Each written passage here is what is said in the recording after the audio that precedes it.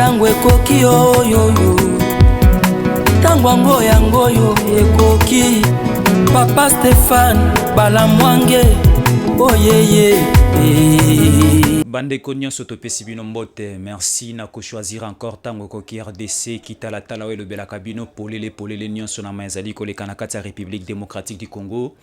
Nous voici encore ces jours pour vous parler de tout ce qui tourne autour de ces grands pays au centre de l'Afrique dénommé la République démocratique du Congo. Bande Konyo soba congolais o balingi mboka na bango baliko tala biso topesi bango mbote. Baope balingi mboka te lo sambo na biso ezali motema na bango ebongwana balinga mboka babunda pona mboka e aussi esengo na bango ezala mboka wekende liboso. Topesi ba kongomani nyonso bali kolanda biso na Kisasa, ba oyo nyonso bali kolanda biso na intérieur mboka na République démocratique du Congo mobimba. Na bao bazali kotala biso libanda ya mboka na mikili ya bapaya partout boali kotala biso esengo na biso ya koyeba ke bozali wana bopesi biso mwa matoyi pe miso na bino e bo disposer biso temps poto solola to kabola na bino ma nyonso zali koleka na kati ya République démocratique du Congo parce que nous sommes comme des esclaves. Il y a recherche, il y a information et nous voici maintenant à ces instants outillés pour vous relater tout ce qui se passe na République démocratique du Congo. Lelo tolobi susu ebele ya kolobela bino ezali masolo moko très et trop sûr. Ya resolo na bino ezali, alors sentez-vous à l'aise parce que bokoyoka oboki pa ya bapaya te bokoyoka oboki esika mosusu te, mais exclusivité otokopesa bino eza awa na kati ya tango koki RDC. Na culture na biso balobaka boye matanga epa ya bapaya esilaka avant.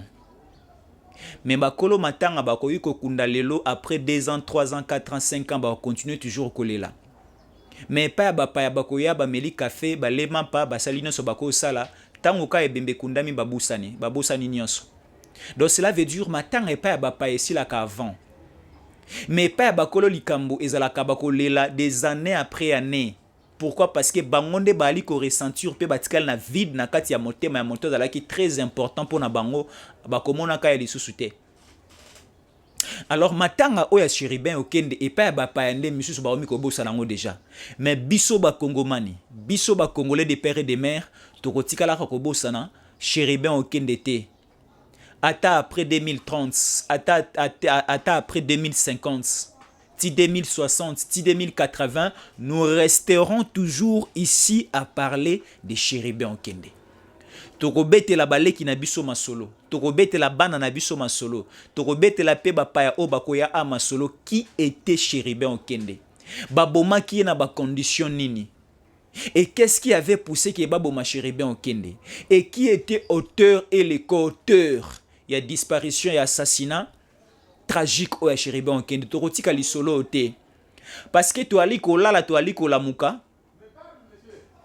Nous arrivons à un certain niveau de récolter les informations pures. Na onyo sur Italie actualité et l'évolution politique de notre pays. Nous allons vous donner les résultats des dernières enquêtes. Yaliwa ya assassinat à chérubin okende to pe sabino sikoyo. Tolobaki tokoloba. Tolobaki tokolobela bino tokobombela bino lokote. Et moi j'avais géré à chaque instant, minute après minute, s'il y a quelque chose qui sort comme résultat et enquête oyo. Yaliwa chérubin okende na okanga bibebo na ngai te fona ya na lombango na yebisa bino. Il y a déjà quelques infos et résultats ya bapaya o bayi ko sala enquête.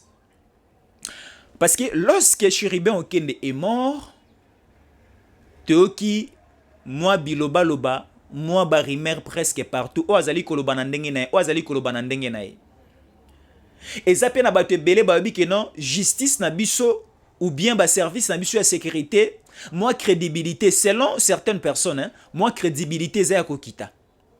Il faut te solliciter une enquête ou encore des enquêtes internationales ba payande baya ba enquêteurs internationaux ne baya baya ko sala mosala. Tomoni déjà premier lot ya banqueteur ya libanda ya bapaya ba étranger ba yé déjà ababandi banquette siko premier résultat c'est bimi banquette c'est ba résultat liboso c'est bimi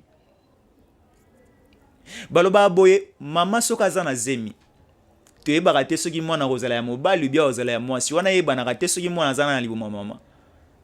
Deuxième yebandaka na ba semaine après semaine komi mois 2 mois 3 mois 4 mois 5 mois 6 mois 7 mois 8 mois 9 mois ne toyebi selon les calculs ya médecine de mwana botamaka na 9 mois.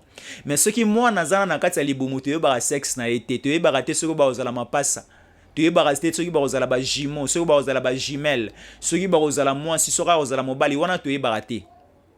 Mais il y a aussi une technique au ce qui moi nazana na kati ya libumu tokoki koyeba soka kozala mwasi bien mobali. C'est ce que nous appelons l'échographie. Siko ba enquête résultat liboso o ebimi elongi ya mwana nano yebani te mais sexe ya mwana ese bimi. Donc maman nanu aboti te. Maman nanu aleki na maternité te. Mwana na to sibi na maboko te mais et si tu ebi sexe na parce que auto le kan échographie. Alors ba enquêteur o mosala ba sali et bimi selibiso déjà ba résultat to ebi sexe ya mwana akobotama mobali to akobotama mwasi. Résultat ya ba enquêteur o ba ko sala mosala pour assassinat disparition à Chéribin Okende et si ba pesi biso belema ya liboso na belema ya liboso oto yoki oto moni après certaines nos enquêtes elongia moto ebimi te mais sexe na ebimi et si koto identifier il y a déjà des signes ce qui prouve que ekoza la moto o ekoza la moto o ekoza la moto o ekoza la moto o tango siko na ko étaler ba signe nyonso wana o ebimi après banquette ya liboso. Si ne vous-même vous allez comprendre ngana otanga komba motote pero koma ko Jésus en collé oh boy atanga kino ngana ko tanga komba motote mais kaka esika oyo vandi yo moko ko komela nga yango na message mais à la fin de l'émission je vous dis et je vous les rassure je vais citer les noms de quelqu'un et de toute la bande ya bandeko o bako yiko zala ou encore responsable ya maïnyoso to aller komona na kati mboka nazolo bela yango siko.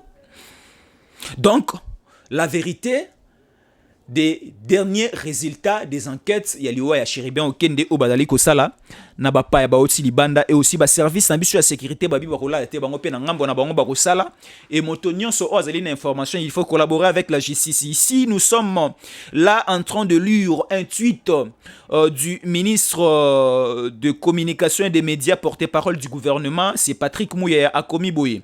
La meilleure manière d'honorer la mémoire de Chéribin Okende, c'est de trouver les commanditeurs de cet acte ignoble qui a choqué toute la conscience nationale. Aujourd'hui, la famille de Chéribin Okende, bazan a besoin à mituka te boya kota la bango boya ko pesa bango ba clé de contact à mituka. Famille à Chéribin Okende lelo bazan a posa te boya kota la bango boya ko tike la bango ba 10 000 ba 50 000 $. Famille à Chéribin Okende ezan a besoin ya enveloppe psychoté. La famille de Chéribin Okende bali ko la parce que ba bongisi moto yo ya boania pe moto o azalaki précieux pour na bango. Disparition na e ezokisi mitema na bango ezala famille o baza na Canada. Eza la famille au baza anakata Kisasa, eza la famille au nyonso baza éparpillé na République démocratique du Congo, baza na pota o tati na 2060, ti na 3000 ans, au tchebango alcool modèle nyonso ekoka usa pota nante parce que Chéribin Okende azalaki élément moko très important na kata libota.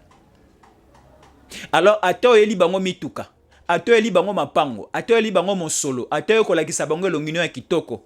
Ou bien ba français na yo ba anglais na yo kitoko yo ko kisango na moto ina bango bako zala toutefois convaincu te. Mais la famille est kozala convaincu que ce qui ba résultat ya solo ebimi ba comprendre que aussi ba yebi moto abomaki tata na bango, moto abomaki tonton na bango, moto abomaki tatale ki na bango pe noko na bango yeyo. Nde siko famille kozwa souffle ya sika. Des familles qui souffle sika pe sengwa famille ko bandawana parce que toyebi au moment où nous sommes Chéribin Okende azana ndako malili akose kwa lisusu te ou bien ceux qui tozonga na Nouveau Testament à l'époque de Jésus, Lazare et bakunda qui est et ses sœurs Marie et Marthe bakero lukamona na Nzambe Yesu ake asambeli abimi na tombe, Lazare sort et Lazare abimi et on ne sait plus et nous ne sommes plus à cette époque-là. Chérubin Okende est parti, c'est pour l'éternité. Mais siko souci ya ba Kongomani nyonso. Souci na biso nyonso pe souci ya libota mobimba biologique a Chérubin Okende zali baye ba oyo aza auteur. O pe abetaki masasi, o atidaki abeta masasi, et ba commanditeur, ba co-auteur nyonso ya likambo o baza banani siko yango de ba résultat enquête ebimi échographie mama azana zemi akotaki na kati ya échographie abimi déjà ayebi sexe ya mwana akobotama. Yango tonito pe sabino. Ici, je le rappelle, Patrick Mouyaya a dit ceci. La meilleure manière d'honorer la mémoire de Chérubin Okende, c'est de trouver les commanditeurs de cet acte ignoble qui a choqué toute la conscience nationale. Patrick Mouyaya, ministre de la Communication et des Médias, porte-parole du gouvernement. Alors, on est là. Je mets d'abord 3 points de suspension. Et l'ingo relaxate que na silisi. Na zu dossier au parce que ba résultat yango za déjà na table na ngai na tiango na mo panzi. Sikoyo a encore un sérieux problème. Tala sikoyo liwa ya Chérubin Okende nenge komi ko futa bato mosusu. Parce que c'était un plan. C'était un plan. Motona maele soki asombi mabele po sala bilanga abandaka ba moko na te. Akoluka pe asombi mabele aloki ba tracteur akomi ko balola mabele abongisi mabele komi na état normal atie mwa mainde akoya kolona mbuma. Polobi abuka.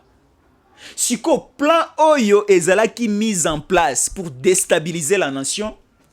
Pona ekoma na point focal na yango esengaki des procédures à suivre. Esengaki des procédures à suivre. Siko tozoye sabino ba procédure nyonso oyo euti na biso musika tokomi nango wapi pelobi tokoma wapi soki toza vigilante biso ba oyo. Je vais vous lire un article là ici qui vient de sortir et je vais argumenter Torokabola Maël et Longona Bino. C'est très suspect et tirez attention à ça et je vais aussi faire des révélations autour de ça. RDC, République démocratique du Congo. Transition. La communauté internationale chez Fayoulou. Lomé. Lomé c'est la capitale, il y a Togo. Lomé et Luanda. Luanda c'est la capitale de l'Angola. Lomé et Luanda réactive le plan de sortie des crises de Martin Fayoulou pour une transition pacifique en République démocratique du Congo. La communauté internationale revient sur les schémas proposés par Lamuka après les élections chaotiques de 2018. Est-ce qu'il y avait une élection chaotique de 2018? Question mark, moi je ne pense pas. Parce que je sais que Tshisekedi était élu majoritairement par les Congolais. Je continue la lecture. Suivez-moi bien. Il est clair que les élections n'auront pas lieu. Là, c'est selon eux. Il est clair que les élections n'auront pas lieu le 20 décembre 2023. Il faut en urgence un consensus politique sur la gestion du pays. Un consensus politique sur la gestion du pays.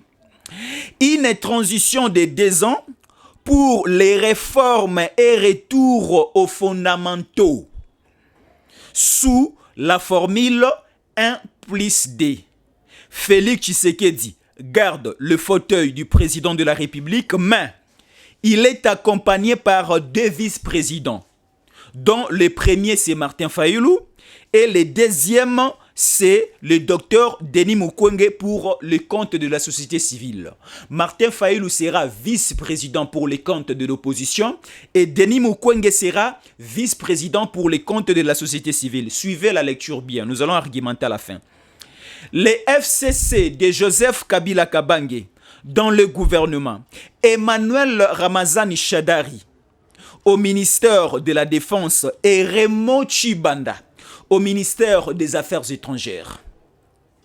Dissolution du Parlement et mise en place du Haut Conseil de la République, Parlement de transition. Dissolution des assemblées provinciales jugées budgétivores. Nomination des commissaires généraux. Nassilici. Est-ce que vous venez de bien suivre ce que je viens de lire? Bakumbi biso na situation moko pour créer et pour paralyser les pays, pour créer l'insécurité au niveau national, pour nous faire maintenant sortir cette proposition. Parce que nous le savons que les élections de 2018 a été organisées par Kabila. Et Kabila tellement que constitution et permettait qu'il y ait l'issue azala candidat en 2018 à Bimisaki Dauphin naye. Et Kabila avait mis des moyens colossaux. Non, des moyens colossaux à la disposition de son dauphin Ramazani Shadari. Pour que Ramazani Shadari azala élu président de la République a remplacé Kabila. Kabila a toujours au pouvoir, mais sous la couverture et l'image de Ramazani Shadari. Et ça n'a pas réussi. Et il y avait un fils de l'opposant congolais, de génération en génération, Etienne Tshisekedi, Félix Antoine Tshisekedi, Yende Azala qui votait sur le plan national par la majorité des Congolais. Félix Antoine Tshisekedi Tshilombo, élu président de la République en 2018. La commission électorale nationale indépendante, Oye Bandaïko Kambamana Corneille Nanga a proclamé Tshisekedi président de la République élu. Bakena dossier na niveau ya cour constitutionnelle et la cour de cour a confirmé Tshisekedi président de la République.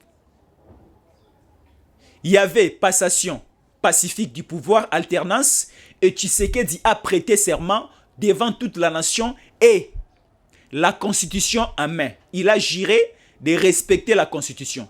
Respecter la constitution, c'est organiser les élections après 5 ans. Respecter la constitution, c'est garantir la sécurité sur le plan national.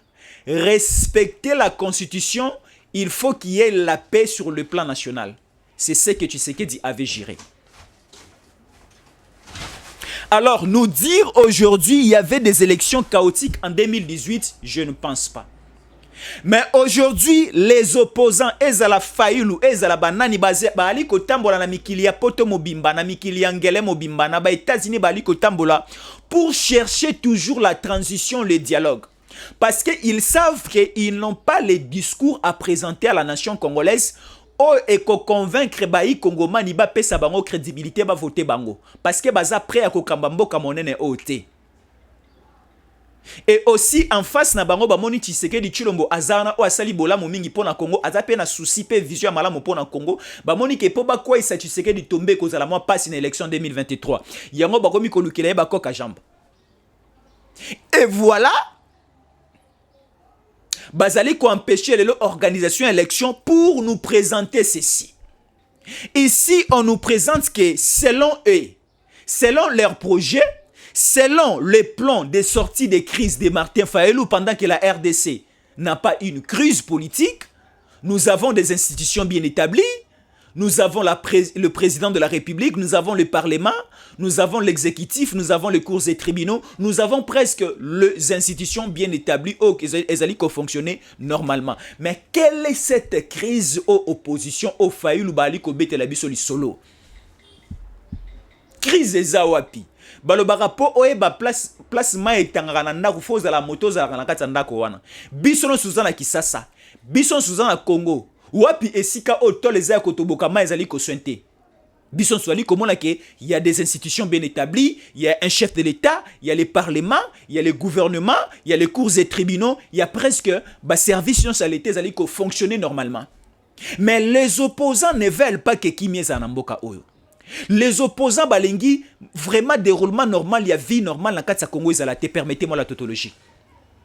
Yango bazali ko créer makambo tous les jours, bazali ko créer ba scénario tous les jours, bazali ko créer makelele tous les jours pour que ait handicapé déroulement normal ya vie nationale et comme ça ba koti sa ba dossier ba koti sa ba requête na bango ndenge ba mesana avec les occidentaux les impérialistes ba ko déstabiliser mboka na biso o ezui et la mususu déjà sika ko kende liboso ba papa na ngana ba mama na nga bo ali ko tala nga ba kongomani des pères et des mères to fongola miso biso no selongo tala proposition de loi o ba ko ebisa biso qu'il n'y aura pas élection en 2023, élection en décembre et il y aura une forme de transition et 1+2. Oh, Tshisekedi gardera son fauteuil comme président de la République. Makoti kala susuye mokota ko kamba nation akozala accompagné de 2 personnes. Tshisekedi chef de l'État président de la République et akozala accompagné na 2 vice-présidents. Le premier vice-président est kozala Martin Fayulu pour les comptes et opposition et le deuxième vice-président est kozala Denis Mukwege pour na compte ya société civile et aussi le gouvernement est kozala na maboko ya FCC à Kabila et balobi ministère à défense nationale et sécurité et kozala na Boko ya Shadari et les affaires étrangères pour s'occuper des occidentaux, des américains et autres et kokoya na maboko ya Raymond Tshibanda. Batata na nga bayi kongomani est-ce que boali kondima maloba ya buyi boali kondima maloba o boali koyoka boali kondima ba ideo bali ko bongisa tala tola mukato koma ka décembre. Mais ceux qui sont en vigilance, c'est comme un boito, ceux qui paient l'élection, salamité, plan na bango oeleki. Alors pour que plan, ba imagination boé et comme la bisoté, il faut tous en amour et kenge. Il faut tous en amour et kenge. Parce que même dans l'ancienne alliance, tant on a bimaki ke mokile kokufa cette fois-ci na mai. Nzamba pesi ngai mission na sala boato. Et na boato na ko sala ba oba okota na boato ba onde ba robika na liwa ya mai ninge ko yata nzamba ko ba mokili. Noé a 8 ans ko sala boato asali boato tia silisi. A komi ko benga ba volontaire ba ko kota na boato ba oba lingi bomo ina bango kende musika. E belé ba boaki ko ya ko mata na boato mais e belé pe ba yaki ko kota. Ba oba kota kinde ba bika ki mais ba oba tikala ki na se mai mela ki bango ba kofa ki sur place. Et c'est de la même manière aussi mbela auto ali ko sala. Ce qui te l'a mukité, ça sera un sérieux problème pour nous. Un très sérieux problème pour nous. Alors to la mukabai kongomani. To fongola matoi, to fongola miso et aussi to koti sa distraction na kati na bisote parce que ce que nous sommes en train de dire ce sont des révélations que nous faisons et aussi ce sont des trucs aussi que to lali pongi to komona et ko se réaliser lobi kuna. Alors et aussi nga biso moi to za la vigilant. Nani akolinga forme ya proposition aboye la biso na Congo.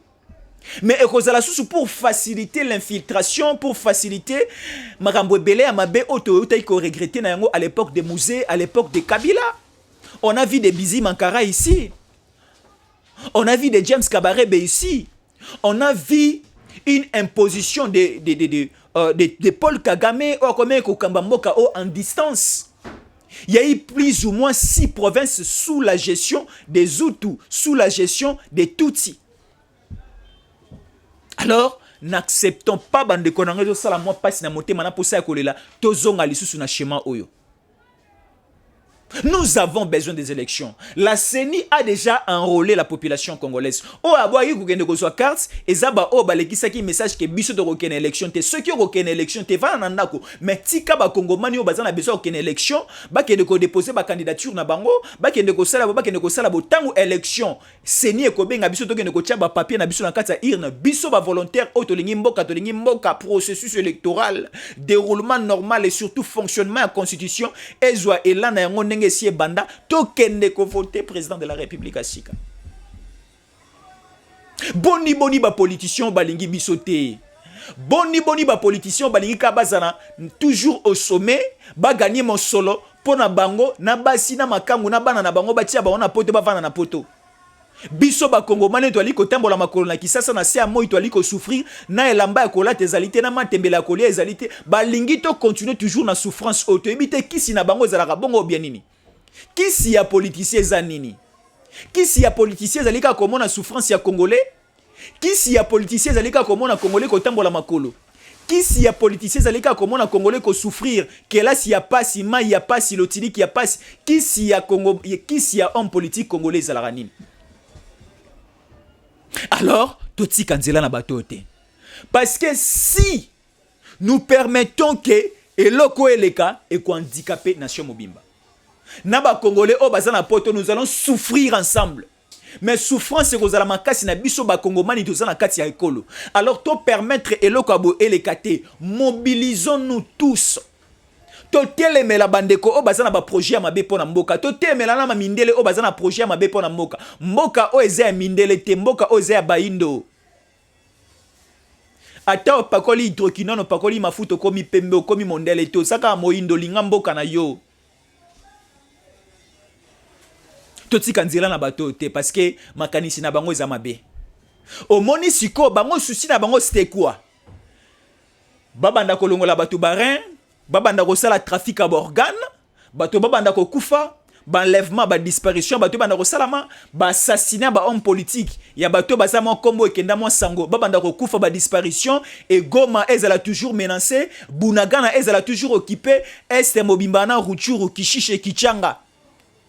Nyonso tension ezalaka makasi siko ekopesa bango mwa ba épaule ya koloba ke telle situation est normalité. Nous devons se mettre autour d'une même table avec Tshisekedi et dialoguer parce que soki toleki na formule koloba awa ba M23 bango pe ba kotelema ba koya kosenga part na bango bazwa pe ba ministère bazwa pe ba responsabilité mais M23 atalaka mingi ministère te M23 alingaka mingi akota na armée ba pesa responsabilité à contrôle pe à sécurité à mabele ya est kuna nesiko koyiba malamu pa kokata mo eteni ya mabele akopesa bangolais akopesa ba rwandais akopesa ba tanzania akopesa ba uganda akopesa ba burundi sikoto tika situation maloba o ebimate parce que kunda bato repa ko bima akotelema akosenga pe parti na ye na kati ya partage ya gâteau ya dialogue oyo wilingo mapa ko vanda kimia te pa ko telema ko senga ngai bopesi Fayulu boy ngai bopesi ngai nini wilingo mako telema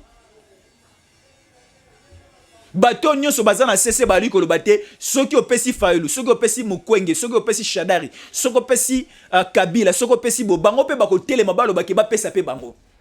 Or, aujourd'hui, notre souci est que Madame Adel Kainda a continué dans le ministère à portefeuille parce que Ali Kosala ba prouesse à Makasi.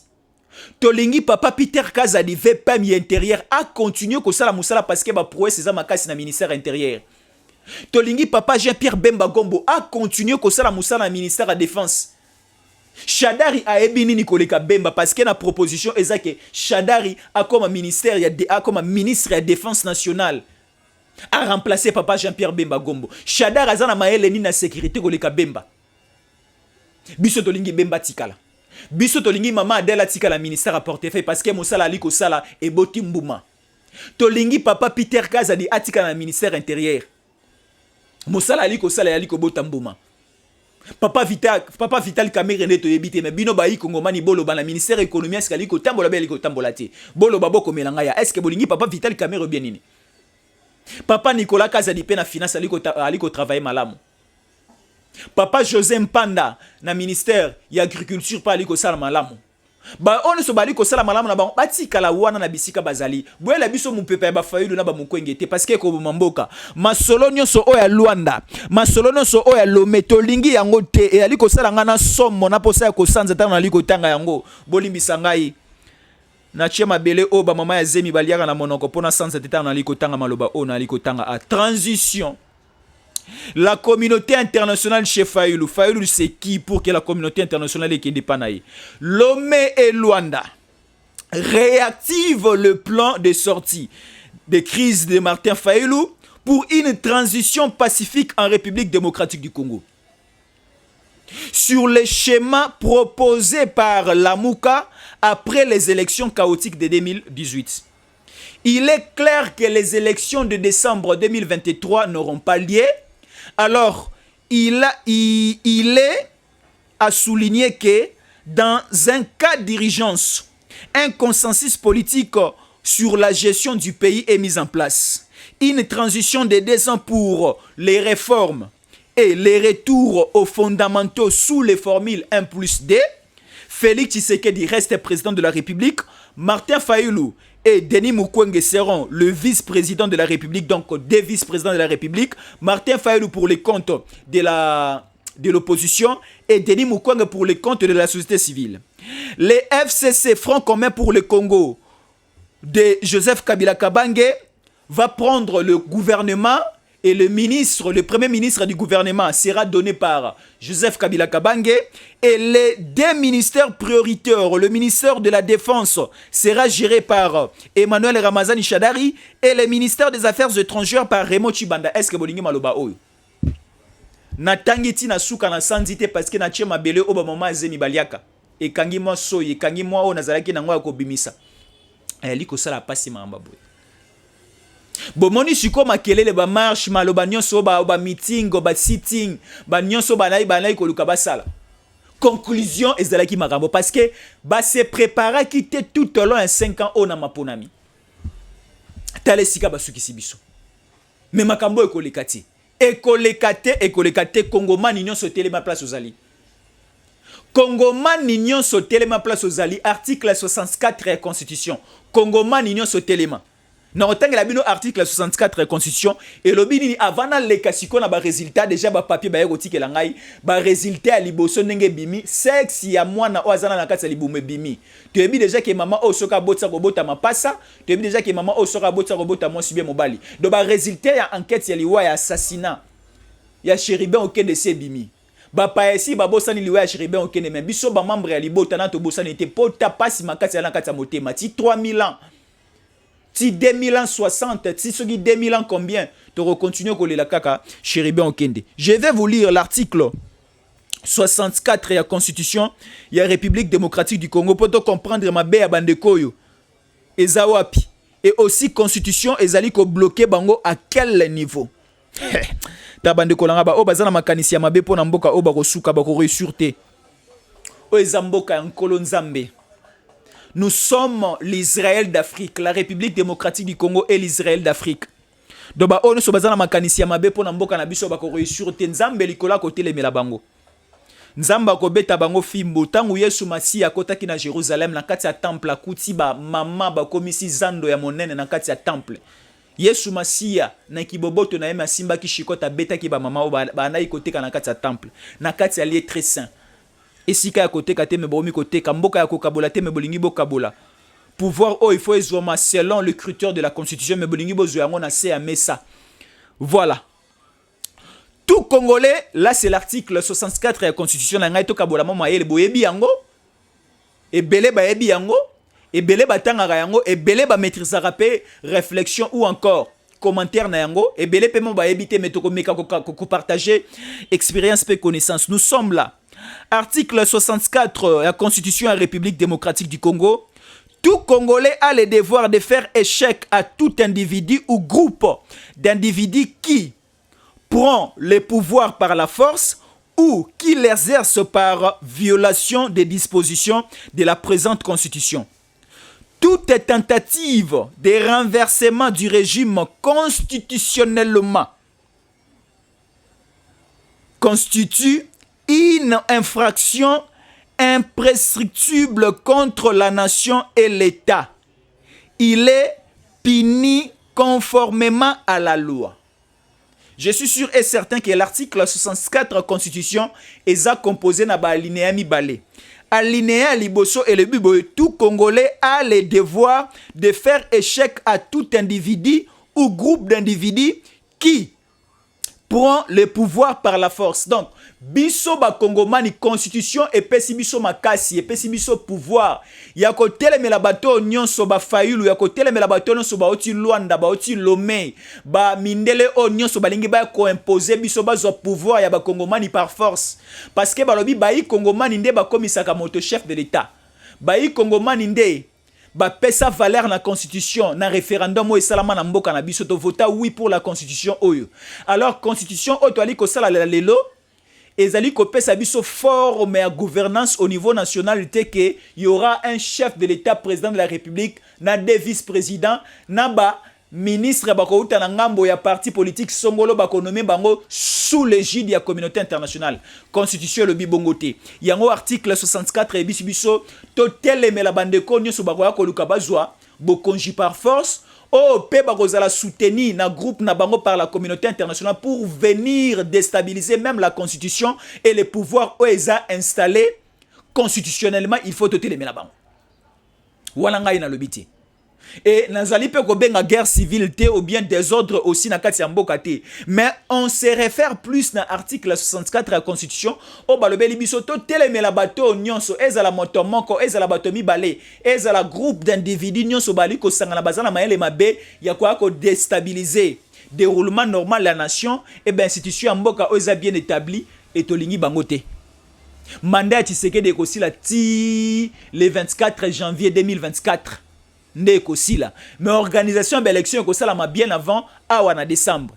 Oh, nous avons empêché l'organisation de l'élection. Nous avons fait photo de Maboko, photo de Télémelaye, to ganga, to loba kombo na ye. Oh, nous avons groupe d'individus, quel que soit soutenance et appui na bango ezala ba américain ezala ba nani. Mboka o ezala ba américain te. Mboka o ezala ba occidentaux te. Mboka o ezala ba angolais ya Luanda te. Mboka o ezala pe ya ba togolais ya Lomé te bali ko yebisa biso na mokanda to tikotanga. Mboka o ezala biso. Biso nde il faut to décider. Ce qui to telemité ezala ma opona biso. Na sur place on a lobi malamu. Ce qui a robakisela nga ya robakisezali bokomelinga na commentaire. Ou bien encore bokomelinga na numéro nanga plus 243 81 57 20 388 plus 243 81 57 20 388 au kabola sous mayele makasi. Siko nazongi na masolo on la kakibino ke na koloba bandeko. Ba résultat à liboso to moni déjà ba délégation yaki parce que aujourd'hui déjà to komi na 7e jour depuis que tu kobungi sa tata na biso ya maele Chéribin Okende na moni lobi na zaki na changu bana ya changu batio ba banderole batio ba photo ba ali kolela to kobosa na yo te éternellement et paix à votre âme papa Chéribin Okende bande kwa lukunga place ba votaki papa Chéribin Okende lukunga esangisi mo ba commune ebele ya Kisasa esangisi Ngaliema esangisi Gombe esangisi Kitambo Ezu sous commune à Kinshasa, Ezu commune à Barumbu, bango nyonso ba matisi aussi ba banderole parce que bango ne ba voter pas comme député national. Ba likole la ba bitata na biso ya maele nganga maele makasi bo bomie très tôt comme ça pourquoi? Ba li pe kolé là. Alors to singa ki banquette salama. Banquette ali ko salama ba te belé na ngai pe na liko luka ba informa na ba shege ba mama ya bipupula ba mama ba ali ko teka pondu na zando. Bango pe ba liko sala banquette pour na bango. Et le gouvernement congolais fongoli champ et fongoli porte na motonyon so o azali peut-être à monaki na moi jumelle na musika monaki azalaki témoin salaki bo na mo ba information ya kotika mais il y a des enquêteurs internationaux bayaki ya ba nationalité ya ba paya libanda bayaki ba mni ko sala banquette na bango tala peut-être yo azali ko yebate na se bali ko sala banquette bali ko luka. Dans la place $1000 et quoi ba betana lisolo te lukango yo moko ti na suko zu yango posoko bengi ba paya ba ko lukana bango esenga kitambo ko mona yango katela bango eteni na se bali ko luka bato ba bomi Chéribin Okende mais okoye bateke bali ko luka ko kanisa te ke lete la lipongi ko kanisa te ke banquêteur bala lipongi ali ko sala ma se oko vanda un mois non esi babosani non se ali ko sala ma résultat et ben tesele komi ko bima. Et si maman a zé ma kotaki échographie, et la résultat bimi, c'est que ça mon et mon ani. Alors, naba enquête o salami, ba résultat bimi a libosu ya moke, nyon sauté mais à moke si bimi a on a lina lo basikoyo. Alors, le problème c'est quoi? Au moment où nous sommes,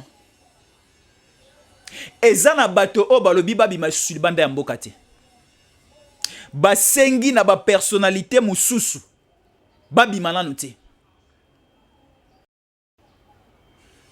basengi na ba personnalité mususu babima nanu te soko zana Lubumbashi bima na yo soko zana Kasumbale sabima na yo soko zana Kisangani bima na me ba oyo présentement bazana Kisasa bino no so boyebi ba oyo bana kata Kisasa oyo nyonso personnalité politique à Kisasa. Il y a déjà une liste de personnalités politiques à Kisasa. Il y a un combo place aux Ali. O Ali côté la ngai. Nani oyebi ke azana Kisasa awa. Mais une liste nazana ngo abalobi ke ebele ba bimana Kisasa te. Parce que na ndenge to mona li sexe moi na o mama zana na kati na libungo na ye. To moni comme c'est ko za la bango. Alors ba bimana nous te. zemi ndenge ezali komona eza peut-être ya mapasi ya basi basi, peut-être ya mapasi ya mibali mibali. Et peut-être oli komona sexe kozala ya basi, peut-être kozala ya mibali. Mais siko ba homme politique ono so baza ababimate. Babima nanu te, basengi na kotanga bakomba batu te. Mais za na moto moko ya liboso balobi abimate, ya mibale pa bimate, ya misato pa bimate, et quatrième pa bimate. Ben si bango bavana na Kisasa. Lokola ba se retrouver ba ye na Kisasa bavana nanu babima nanu te. Banquette ba résultat liboso lokola DG bandi ko évoluer ezali ko bima, tango kokoma na suka nde ba ko ko bima. Mais lokola écouteli bango bazana Kisasa babima nanu te bavana nanu. Siko bino mo bope sanga ya. Bope sanga ya. Tala banquette liboso yango ebimi. Banquette c'est comme ko bima. Babima nanu te. Ba déplacer nanu te. Nebse ki bino a mikolo mileki. Omoni na balopango na biso mingi eza na Kisasa. Eza na Poto, eza na ba province. Ezalaka okoti na lopango moko bo omoni bazalaka na mbwa na bango, basomba pe mwa ntaba na bango pona fete sa bonne année. Okoti pe na kata salon na bango koti baza na mwa niao. Banyama misato ona mama pango mingi ba période de fête bazanga te. Omona baza na mbwa na bango, baza na ntaba na bango, baza pe na niao na bango. Na ba période de fête ba mapango ebele bazanga bantaba te ba baza organisé. Mais au moment ntaba aza liboso ya ndako batie na singa na kingo. Batie na mwa pondu ali kolia mais aza na singa na kingo. O baluka na sima ya ndako omoni mbwa aza na chaîne bakange na libende ya makasi. Okota na ngata salon bo omoni niao azali ko sala tour akota na salon bo abima na cuisine abima na chambre ali ko tambola très à l'aise. Batie chaîne te loko bakange singa te. Mais pourquoi cette différence? Niao batikele na kata liberté atambola na kata ndako mobimba akota na chambre abima na salon akota na cuisine. Mais mbwa bakangele na sima na libende pe na chaîne makasi na sima ya ndako. Et ntaba batie liboso ya ndako na pondu batie na singa na kingo. La différence c'est quoi entre banyama misato on antiko cité? Ntaba bakangie singa batie pondu alia parce que balinga kene musika te po akobunga. Po toza na besoin na période de fête to lia to sepele longo na libota mobimba.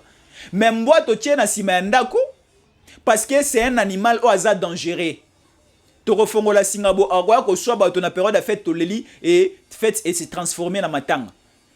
Mais sikoyo nia otorotike na kata ndako akota na chambre akota na cuisine akota atambola partout na salon mobimba aluke la biso bampuko banyama na so mabe aboma bango pour que tango a fête tout ça à l'aise et le komoko déranger bisoté. Est-ce que vous comprenez bien à continuer l'explication? Même bo wana ezaba dongolo miso onde bazali ko boma bazali ko sala biso mabe à tout moment photo kanga bango chaîne to tia bango na sima ndako ngo eza makala sima ndako ngo eza ndolo to kotisa bango kuna to tia bango chaîne. Ce qui te refongola bango après élection de te refongola bango. Mais ce qu'on taba o to tia liboso ya ndako to tia na singa na kingo to tia na pondu to ali ko laisser bien. Akoma mwa ngebu azwa mwa kilo mwa poids. Santé ya malonga pourtant to koma na bona neto sepele longo na ye. Ezande Félix Antoine Tshisekedi Tshilombo parce que azé loko o aza précieux pour na biso il faut to laisser pondu. Obimi moi libanda omoni moi matembele mandundo yo bwakeli ye omoni moi matiti libanda yo mumbo obwakeli donc ntaba ali apoto sepele longo na bonani sko biso ni dozaba niao population azali kola niao azana kata salon ali ko tambola azali ko luka mpuku ya mabe azali ko luka insecte no ya mabe o bakoki ko ya ko bebisa feti na biso ya bonane to banda ko kangaka bango moke kolo lopango siko azali ba service à sécurité. Service à sécurité sikoyo akoya kozwa puku o puku nya wakangia boki libanda. Ce qui mbo akomi mama be azu a tie chaîne. Akotise suna kati ndako na kata lopango mais azali ko sécuriser ntaba. Est-ce que vous m'aviez compris? Donc c'est ça. Il faut tout comprendre yango et aussi chez les hommes politiques et comme ngai. Homme politique tant ali ko sala mabe atambola na ordonnance na bakisité. Mais en politique, tant que bakangaya kota la prison de ordonnance na poche na yebi marana bakisi. De to yeba ke non abela ka malaria, abela ka typhoïde azana rhumatisme, azala faut que to lukele bakisa bokoko. Yango to zeb saba homme politicien déjà bakisi na bino. Na ordonnance na bino za na ba poche na ba veste na bino bobi misera déjà to yeba soki bobela ka be bobela raté. To lukela bino suko ba prison ba bisika o déjà to ya kota bino to tie vraiment prison moko moderne et bien na 450 ans. Posoko beli obimika na 51 ans ozui soin ozongi lisu na boloko. Totonga boloko moko na mwanda kuna na kati océan Atlantique. Totonga boloko apamba te totongi vraiment na hôpital moko monene. Et ça la mosala na yango. Do bande ko non tu ko fongola biso mo matoi. Non tu ko fongola biso mo matoi parce que ça fait mal. Et ce qui est important à retenir, ba pekisi bande ko mususu ko bima kisasa. Ngana ko bima langa kisasa. Moi je me déplace.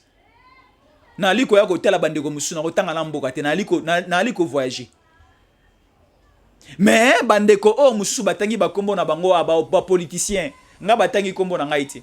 Ba politicien mususu batangi ba kombo na ba bige ba bima na kisasa te.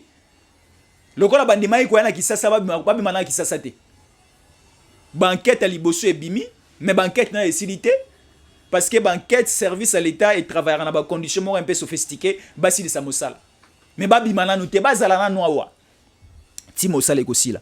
Ta la place na romo ke na suki émission.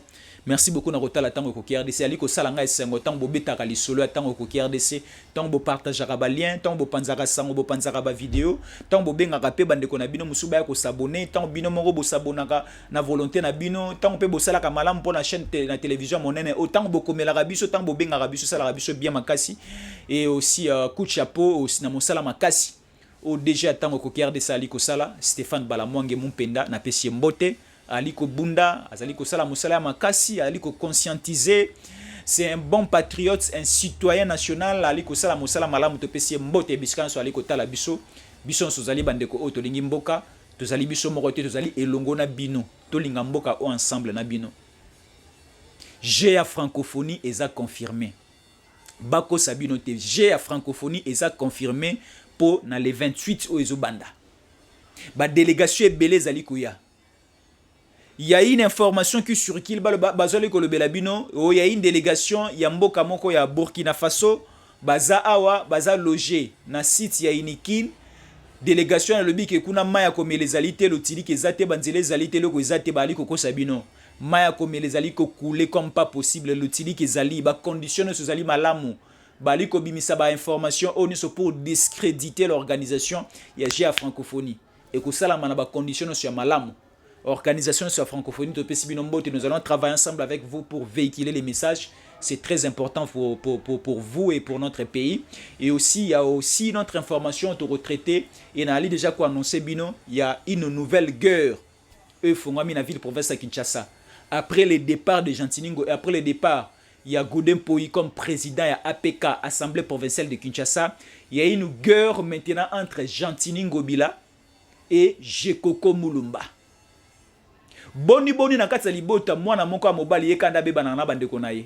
Bandeko mususu entre bango climat ya malamu ezalaka babeba na te basekaka ensemble baliaka ensemble balala ensemble. Mais yekaka nde soka vandi na bato ya beba na bato. Siko photo yeba. O azali ko beba na bato atu moma yenda zambo mama be. Yenda za moto mabe ende foko benda mato yende foko longola pembeni ya bato. Na betela bino lisolo une fois ici ya kleptomanie. La kleptomanie ezali était à moto o azala kenon azana yango déjà mais alingi moke o eze epa baninga mususu ekomakara yaye ozana $1000 mozolanda $1 ozana maboka moto mususu wana za kindoki bien eza ki bonzambe oza déjà bokonzi ozana ba responsabilité o ya likolo déjà molingi ba responsabilité ya mike mususu eza na maboka bandeko mususu o raviri yango bango bazali lisute o dondo partout yo moko zala mokonji yo moko za la population yo moko si mamando qui pour sécuriser yo moko sala nyos eko simbate.